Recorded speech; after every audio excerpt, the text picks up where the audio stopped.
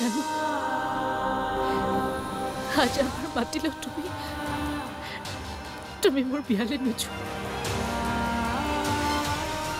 কিন্তু এই কইনাৰ সাজযোৰত তোমাক এবাৰ দেখুৱাবলৈ আহিলো যে তোমাৰ পৰিজনী কইনাৰ সাজযোৰত কেনেকুৱা লাগিছে মা তুমি সুখী নে সুখী কিন্তু তোমাক দেখি লাগা নাই সুখী যেন আচলতে তোৰ বিয়াখন মন্দিৰত পাতিম বুলি ভবা নাছিলো যে পৰিণীতা তুমি আজি তোমাৰ বিয়া নহয় জানো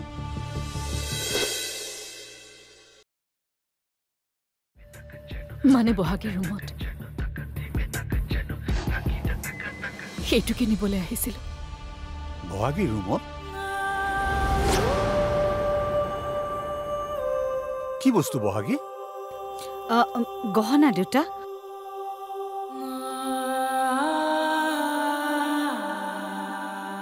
খুব সৰু গহনা কিন্তু খুব প্ৰয়োজনীয়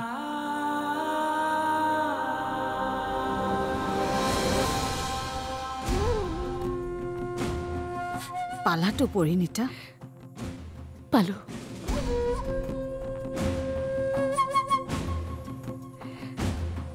মই আহোঁ আংকল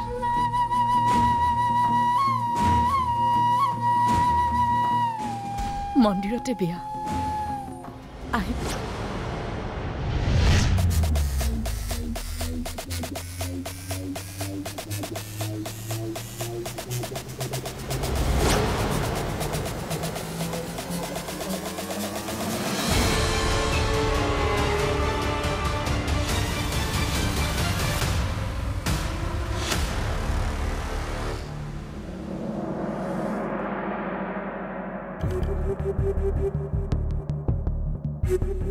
পেহী কি হল কাক বিচাৰিছে তুমি কোন আছিলা মই দীপ বহাগীৰ লগৰ সেইদিনা যে ইয়াতে লগ পাইছিলো মই মনে কৰা নাছিলো ভালনে তোমাৰ আছো ভালে আছো কাক বিচাৰিছে নহয় মানে কালি মন্দিৰলৈ যাম ভাবিলো কেব এখনে বুক কৰো কাক বা পাওঁ মই যাব পাৰিম দেখোন কিমান সময়ত যাব আপুনি 11টা মানত হ'ব আপোনাক ক'ৰ পৰা আনিব লাগে আপুনি মোক লোকেশ্যনটো শ্বেয়াৰ কৰি দিম তোমাৰ নাম্বাৰটো ইয়াতে ছেভ কৰি দিয়া মই তোমাক জনাই দিম ঠিক আছে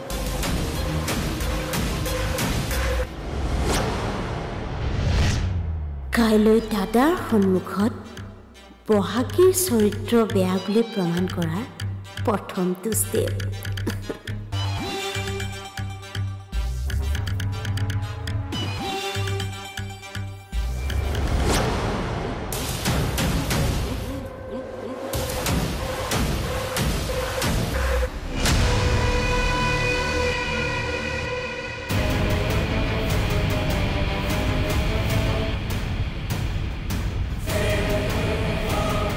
কাইলৈ তোমাৰ হাজবেণ্ডে জানিব লাগিব যে তুমি বিয়া কিয় হৈছা আৰু কিমান দিনৰ বাবে হৈছা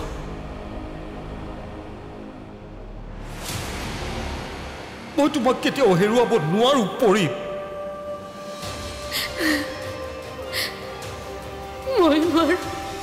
মই তোমাক কেতিয়াও হেৰুৱাব নোৱাৰো পৰি মই তোমাক কেতিয়াও হেৰুৱাব নোৱাৰো পৰি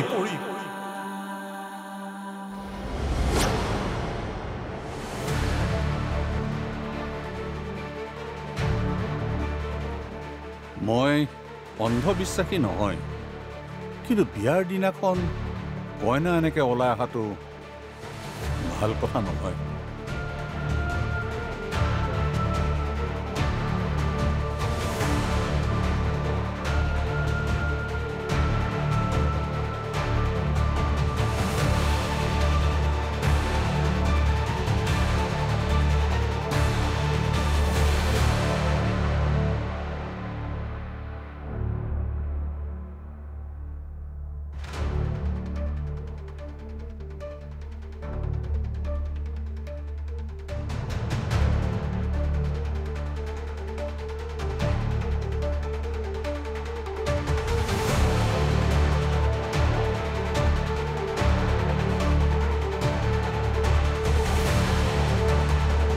কইনা এনেকৈ ওলাই অহাটো কইনাৰ বাবে বেয়া নহয় দেউতা।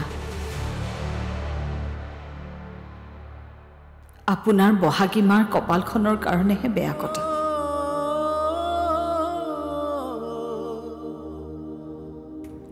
কইনাৰ সাজযোৰ পিন্ধিও পৰিণীতাই কিশোৰৰ ওচৰলৈ আহিছে।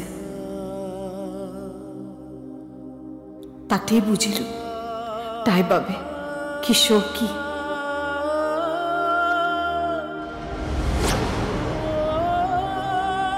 আমাৰ সম্পৰ্ক মই এটা বুজাহে দেউতা।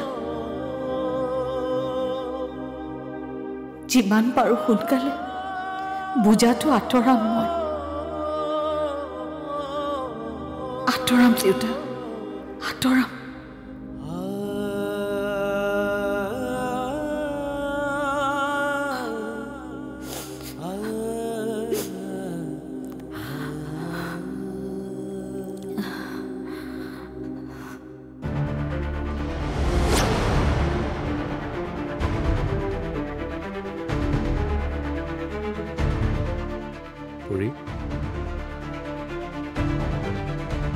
মন বেয়া লাগিছে ন? ঘৰ এৰি যাব লাগিব বাবে মনটো বেয়া লাগিছে। তেনেকুৱা কোনো কথা নাই, গুৱাহাটীতে ঘৰ, গতিকে মন গ'লে 10 মিনিটতে গুচি যাম। ৰাইট, তোমাৰ যেতিয়াই মন যায় তুমি ঘৰলৈ গুচি আহিবা। মোৰ কিন্তু আপোনাক বেলেগ এটা কথাই ক'বলগীয়া আছে। কোৱা।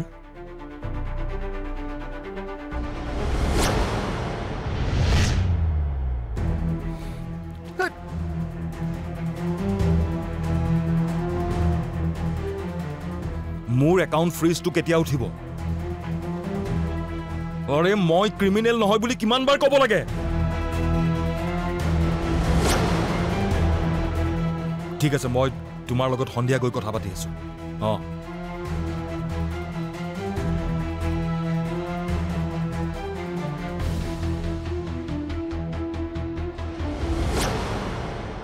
আচলতে আপুনি বিয়াখনক লৈ কি সপোন দেখিছে সেইটো মই নাজানো, কিন্তু মোৰ এই বিয়াখনক লৈ একেবাৰে সপোন নাই।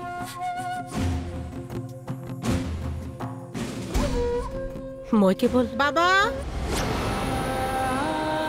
পৰি মায়ে মাতিছে, ব'লা। আপুনি আগবাঢ়ক, মই গৈ আছো। অ'কে।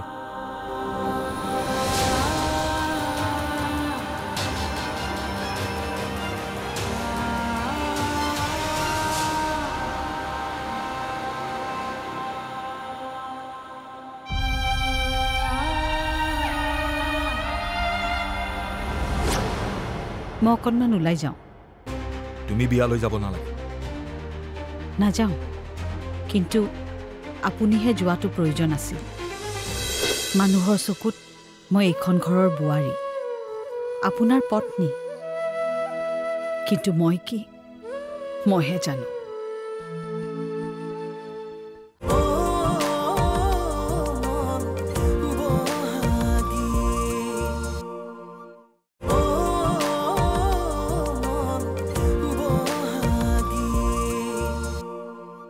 আপুনিহে যোৱাটো প্ৰয়োজন আছিল। ঠাট্টা কৰিছা? মই নোৱাৰো কাকো ঠাট্টা কৰিবলৈ। পৰা হ'লে আজি এনেকৈ নাথাকিলোহেঁতেন। কেনেকৈ আছা?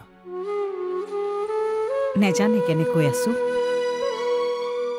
মানুহৰ চকুত মই এইখন ঘৰৰ বোৱাৰী, আপোনাৰ পত্নী, কিন্তু মই কি মইহে জানো।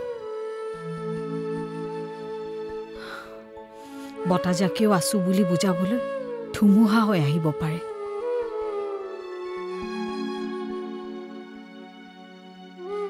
মইতো একোৱেই কৰিব নোৱাৰো। আমাৰ ডিভোৰ্চ হ'লে মই ক্ষতিপূৰণ দিমতো। টকাৰ কথা কৈছে, ক'বই। আপুনিতো ধনী মানুহ, কিন্তু মনৰ ক্ষতিখিনি কেনেকৈ পূৰাব? আপোনালৈ বিয়া হোৱাৰ সময়ত দেখা সপোনবোৰ কেনেকৈ পূৰাব? আৰে বিয়াৰ আগতেই মই তোমাক কৈ দিছিলোঁ এইখিনি কথা। কিন্তু আপোনাৰ নামৰ সেন্দুৰখিনি পিন্ধাৰ পাছতহে আপুনি কৈছে।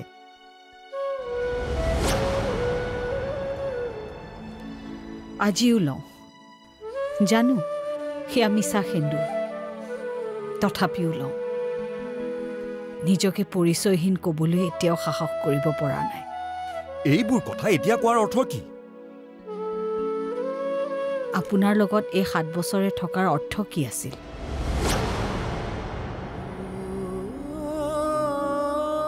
একোৱেতো নাছিল, তথাপিওতো থাকিলোঁ। অৰ্থহীন হৈ কেতিয়াবা থাকিব লাগে, কেতিয়াবা অৰ্থহীন কথাও ক'ব লাগে।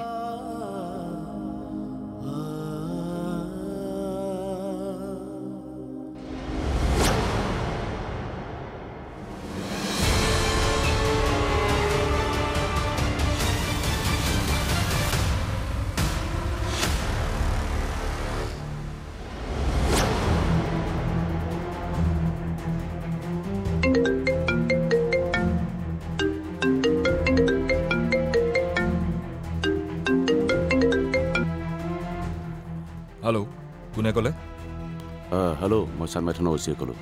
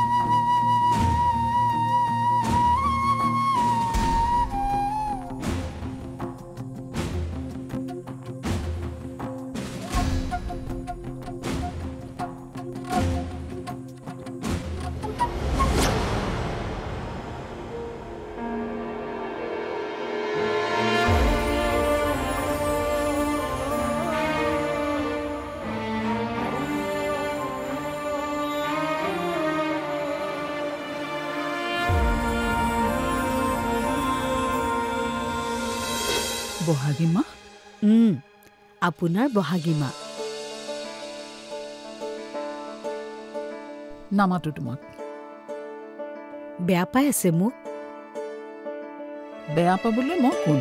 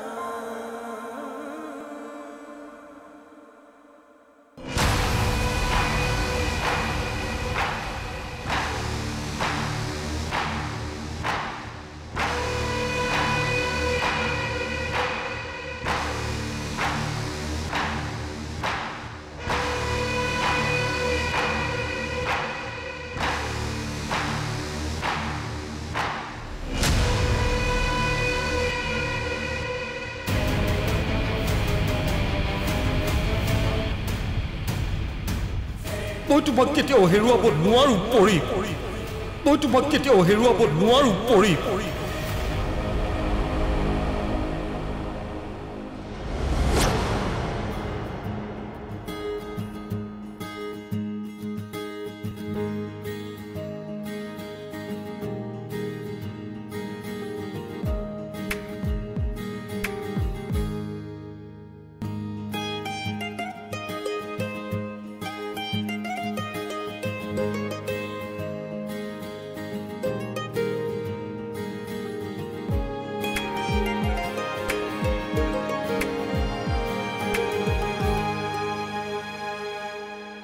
বহাগী মা আপোনাৰ বহাগী মা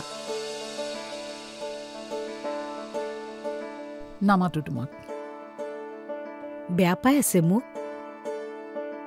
বেয়া পাবলৈ মই কোন 2 সপ্তাহ খবৰ ল'বলৈ অহা নাই মই জানিছিলোৱে মোৰ ওপৰত যে খং উঠি আছে বুলি সময় পোৱা নাছিলোঁ জেঠাই মই কিন্তু বকুলক ফোন কৰি সদায় আপোনাৰ খবৰ লৈয়ে আছোঁ আপুনি খোৱা বোৱাবোৰ ভালকৈ কৰিছেনে আৰু মেডিচিনছবোৰ টাইমত লৈছেনে নাই সিও বদমাছ মোবাইলটো ল'বলৈকে নিদিয়ে মোক বকুলে ঠিকেই কৰিছে আনে যাতে আপোনাক ফোন কৰি ডিষ্টাৰ্ব নকৰে সেইকাৰণে ফোনটোকে লুকুৱাই থৈছে বাৰু মোৰ কথা বাদ দিয়া তোমাৰ খবৰ কি কিশোৰ ভালে আছেনে